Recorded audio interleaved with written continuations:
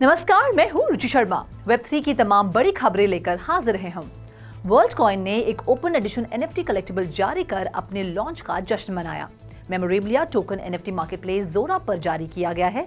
एक तरफ आर्टवर्क में वर्ल्ड कॉइन का लोगो है, दूसरी ओर इसमें कहा गया है, सफल होने पर हमारा मानना है कि वर्ल्ड कॉइन इकोनॉमिक अपॉर्चुनिटी को काफी हद तक बढ़ा सकता है, प्राइवेसी बनाए रखते हुए ऑनलाइन AI से मनुष्य को अलग करने के लिए एक रिलायबल सोल्यूशन का पैमाना बना सकता है, ग्लोबल डेमोक्रेटिक प्रोसेसेस को सक्षम कर सकता है और अंततः AI फंडेड UBI के लिए एक संभावित रास्ता दिखा सकता है। एनिमेटेड आर्टवर्क के दोनों साइड्स में वर्ल्ड कॉइन और 24 जुलाई शामिल है, जिस दिन प्रोजेक्ट लाइव हुआ था। विशेष रूप से व्यक्ति लिमिटेड टाइम के लिए फ्री में टोकन मिंट कर सकते हैं। इनिशिएटिव 31 जुलाई को एक्सपायर हो रही है। अब तक 5040 नॉन फंजिबल टोकन्स बनाए जा चुके हैं। बढ़ते हैं अगली खबर की ओर। कार्टून स्टूडियोज ने कहा कि 8000 से अधिक स्टैनली डिजिटल कलेक्टिबल्स का बैच सोमवार को लगभग तुरंत बिक गया, जो दर्शाता है कि नॉन फंजिबल टोकन्स मार्केट की धीमी रिकवरी के बावजूद कुछ वर्चुअल एसेट्स की मजबूत मांग अभी भी मौजूद है। कार्टून ने सोमवार को एक बयान में कहा, हाल ही में पॉपुलर कॉमिक बुक राइटर के 100th बर्थडे की स्मृति में ये broader Stanley collectibles universe roll out के पहले फेज को चिन्हित करती है। ली स्पाइडरमैन, द हल्क और आयरन मैन सहित कई वेल नोन सुपर हीरोज बनाने के लिए फेमस हैं। कार्टून स्टूडियोज के पार्टनर वेवे ने अपनी वेबसाइट पर कहा कि हर कलेक्टिबल $15 में बेचा गया है, जिसका अर्थ है कि 8294 NFTs ने लगभग $120,000 का रेवेन्यू दर्ज किया। वेवे कलेक्टिबल ऐप के अनुसार सोमवार की सुबह न्यूयॉर्क टाइम के अनुसार उसमें कम से कम 500% की बढ़त हुई थी। सुबह 10:40 पर सेल के लिए अवेलेबल सबसे चीपेस्ट कलेक्टिबल $81 पर सूचीबद्ध थी, जबकि सबसे महंगी $749 थी। बाकी अहम खबरों के लिए करते हैं विशाखा का रुख। यूनाइटेड स्टेट्स ऑफ मार्स, जो एक टॉप मेटावर्स और ब्लॉकचेन प्लेटफॉर्म है, ने नए फीचर्स पेश किए हैं जो मेटावर्स से जुड़ी आगे की कैपेबिलिटीज को उजागर करने में मदद करेंगी।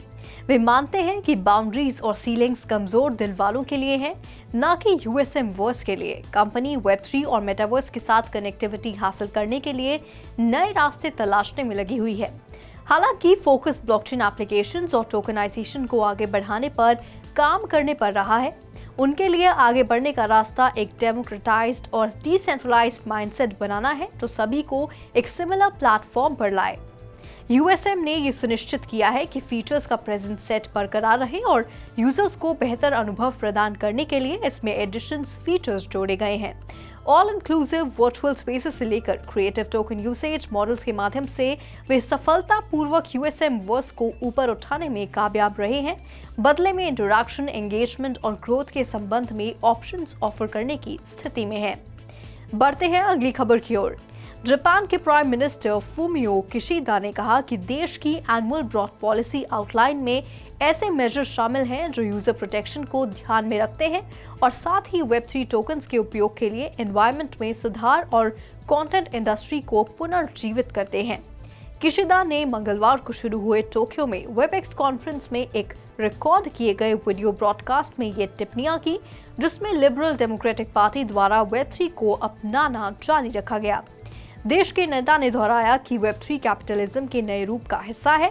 उनकी फ्लैगशिप इकोनॉमिक पॉलिसी का जिक्र करते हुए इनोवेशन, स्टार्टअप्स और डिजिटल ट्रांसफॉर्मेशन पर ध्यान केंद्रित करके ग्रोथ और वेल्थ डिस्ट्रीब्यूशन को बढ़ावा देना है। जापानीज लेजिस्लेटर्स का एक छोटा ग्रुप पिछले साल से NFTs, स्टेबल कॉइन और डाउस के लिए रेगुलेशन और पॉलिसीज पर काम कर रहा है।